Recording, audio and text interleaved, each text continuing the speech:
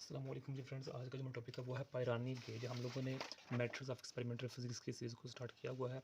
तो इस सीरीज़ में हम इन टॉपिक्स पर पिछली वीडियोज़ में बात कर चुके हैं।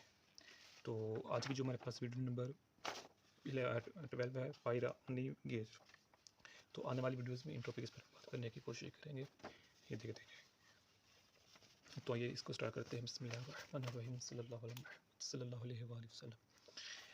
जो पायरानी गेज है ना, ये इसका जो प्रिंसिपल है, जो जिस प्रिंसिपल की बेस पर करता है वो ये है कि थर्मल कंडक्टिविटी डिक्रीज़ हो जाती है यहाँ जब हम प्रेशर को डिक्रीज़ करते हैं। सिंपल सा इसका प्रिंसिपल है।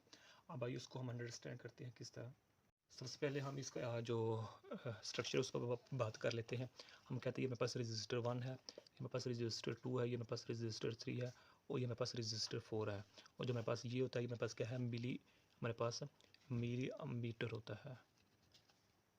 तो अब जो हमारे पास ये देखें, जो मेरे पास ये है ना, इसमें हम गैस लेते हैं, यानी कि ये गैस हैविंग वैक्यूम प्रेशर हमारे पास। और जो प्रेशर होगा वो जो गैस इसमें हम लेंगे वो लो प्रेशर पर होगी हमारे पास। ओके, तो जो मेरे पास ये है, हमारे पास हीटिंग फिलामेंट हमारे पास, ये हमारे पास क्या है। अब हम कह सकते हैं कि ये रजिस्टर है ना, जिस तरह मेरे पास ये रजिस्टर है R1 R2 R3, तो ये भी रजिस्टर है, बात बिल्कुल ठीक है। लेकिन इस रजिस्टर का हम नाम देंगे हीटिंग फिलामेंट का। और जो ये हीटिंग फिलामेंट होगी, ये सराउंडेड होगी गैस पार्टिकल के साथ। ओके, तो अब इसको हमने क्यों नाम दिया, कैसे नाम दिया, वो हम बाद में देखते हैं। क्योंकि इधर जो टेम्परेचर होता है वो इंक्रीज डिक्रीज़ होता है, प्रेशर चेंज होता है, जिसकी वजह से जो मेरे पास होता है यहाँ जो गैस पार्टिकल्स होते हैं उनके साथ वर्किंग होती है। तो जिस मेरे पास इसको हम इस जो फोर्थ रजिस्टर है इसको हम हीटिंग फिलामेंट का नाम दे देते हैं।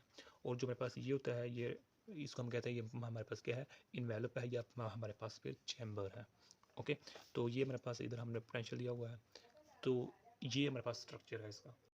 तो अब यहाँ देखें कि जो हमारे पास पायरानी गेज है ना, इसको हम थर्मल कंडक्टिविटी गेज भी कहते हैं, थर्मल कंडक्टिविटी की गेज भी कहते हैं। यानी कि मिसाल के तौर पर जो मेरे पास थर्मल कपर वैक्यूम गेज है ना, जो हमने ये देखे लास्ट टाइम स्टडी किया था, ये देखिए उस तरह का ही है इसका प्रिंसिपल। तो अब जो पायरानी गेज है, इसमें जो हीटिंग फिलामेंट होती है ये चैम्बर के अंदर होती है हमारे पास। ये देखिए हीटिंग फिलामेंट इस चैम्बर के अंदर है, जो हमारे पास इन्वेलप है इसके अंदर है। ओके, तो जो हीटिंग फिलामेंट या हीटिंग एलिमेंट है, ये मेरे पास प्लाटिनम वायर का होता है, प्लाटिनम वायर का होता है हमारे पास। ओके, तो अब जो मेरे पास ये देखिए, इसमें एक शेप बन गई, शेप हमने कई मतलब स्टडी की हुई है। इस शेप को हम कहते हैं कि मेरे पास क्या है, व्हीटस्टोन हमारे पास, ये मेरे पास ब्रिज बन चुका है।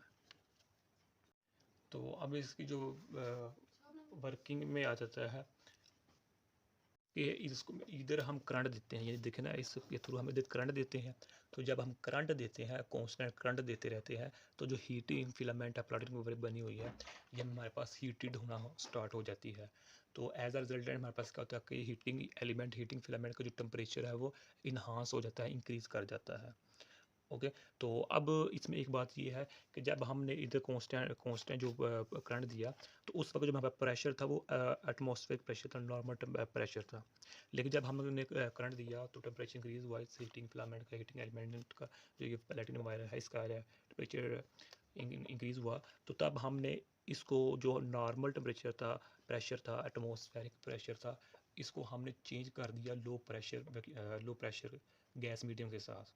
ओके, यानी कि अब जो इधर मेरे पास गैस पार्टिकल्स होंगे, उनका जो प्रेशर होगा वो हमारे पास क्या होगा, लो होगा। या फिर हम ये कह देते हैं कि जो हीटिंग फिलामेंट है उसको हमने कनेक्ट कर दिया हुआ है वैक्यूम के साथ। तो अब जो हमारे पास हीटिंग फिलामेंट है, हीटिंग एलिमेंट है, इसको चूँकि हमने वैक्यूम के साथ कनेक्ट कर दिया, या फिर हमने इसको लो प्रेशर के साथ कनेक्ट कर दिया हुआ है, तो अब यहाँ जो थर्मल कंडक्टिविटी होगी हीटिंग फिलामेंट की, वो डिक्रीज़ हो जाएगी। यानी कि मतलब क्या, कि इस हीटिंग फिलामेंट की जो गैस पार्टिकल्स को हीट देने की जो सलाहियत एबिलिटी है वो डिक्रीज़ हो जाएगी। तो एज अ रिजल्टेंट हमारे पास फिर क्या होगा कि जो जब थर्मल कंडक्टिविटी कम हो जाएगी, तो इसका जो प्लाटिनम वायर है, इसका जो टेम्परेचर है वो ज़्यादा से ज़्यादा हो जाएगा, हॉटर हो जाएगा, बहुत ही ज़्यादा हो जाएगा इसका जो टेम्परेचर है। ओके। तो फिर क्या होगा कि जैसे जैसे टेम्परेचर्स का चेंज होता जाएगा, इंक्रीज़ होता जाएगा, वैसे वैसे जो इसकी रेजिस्टेंस है वायर की वो भी चेंज होती जाएगी। तो फिर जो विल्टस्टोन हम बिजली का है हुआ है, इसके थ्रू इसको हम मेजर कर लेते हैं। यानी कि जब हमारे पास अनबैलेंस कंडीशन होती है, उसमें जो हमारे पास करंट मेजर कर लेते हैं, वहाँ हमारे पास यहाँ से हम मेजर कर लेते हैं। ओके। तो ये हमने मिली अमीटर लगाया हुआ है इधर। तो यही है कि इन सच अ वे कि हमारे पास हम जो आउटपुट होती है वो हमारे पास गेन कर लेते हैं, और जो आउटपुट होती है वो हीटिंग फिलामेंट के टेम्परेचर का फंक्शन होता है। तो अब अगर इसके हम एडवांटेजेस की बात करें तो पहला इसमें ये आ जाता है कि इसकी जो बॉडी होती है वो रिजिड कंस्ट्रक्शन होती है। तो ये एक फ़ायदे की बात है इसमें। ओके, जब जिसकी कंस्ट्रक्शन सॉलिड होती है, रिजिड होती है। दूसरी बात ये है कि जो ये वेरी लो जो प्रेशर होता है उसको मेजर करने के लिए हम यूज़ करते हैं। मिसाल के तौर पर 1.33 इंटू -6 बार से लेकर, यहाँ से लेकर 1.33 इंटू -3 बार तक जो प्रेशर होता है उसको मेजर करने के लिए हम इसको यूज़ करते हैं, इस पायरन गेज को। या फिर हम अगेन ये कह देते हैं कि 0.133 पास्कल से लेकर 13.3 जो पास्कल होता है उसके दरमियान जो प्रेशर होता है उसको मेजर करने के लिए हम पायरन गेज को यूज़ करते हैं। तो थर्ड इसका जो एडवांटेजेस आ जाता है वो हमारे पास ये है कि ये हमारे पास मोर एक्यूरेट है थर्मोकपल वैक्यूम गेज की बनस्बत। यानी कि जो हमारे पास थर्मल वैक्यूम गेज जो हमने ये देखें, ये वीडियो नंबर 11 में स्टडी किया, तो इसकी बनस्बत इसका ये मोर एक्यूरेट हमारे पास। और इसके अलावा इस ये हमारे पास नेक्स्ट एडवांटेज क्या है कि हमारे पास मोस्ट पोर्टेबल हमारे पास ये गेज है। तो अब अगर इसके डिसएडवांटेजेस की बात करें तो डिसएडवांटेज में हमारे पास ये आ जाता है कि ये मोर एक्सपेंसिव है। यानी कि जो हमारे पास ये है थर्मल कपल गेज, इसकी बनस्बत पायरन गेज मोर एक्सपेंसिव है। तो दूसरा इसमें ये आ जाता है कि इसमें जो चूँकि डिफरेंट गैसेस को यूज़ करते हैं, तो डिफरेंट गैसेस के लिए डिफरेंट इंडिविजुअल जो कैलिब्रेशन होती है उसकी ज़रूरत होती है। तो ये भी इसके डिसएडवांटेजेस है। और थर्ड हमारे पास ये है कि ये डिपेंड करता है, जो ये गेज है ये डिपेंड करती है इलेक्ट्रिकल पावर पर। यानी कि इसको ऑपरेट करने के लिए इलेक्ट्रिकल पावर की ज़रूरत होती है। ये भी इसका एक डिसएडवांटेजेस है। और फोर्थ में ये आ जाता है कि ये सेवरल मिनट्स, चंद मिनट्स लेते हैं फॉर थर्मल इक्विलिब्रियम के लिए।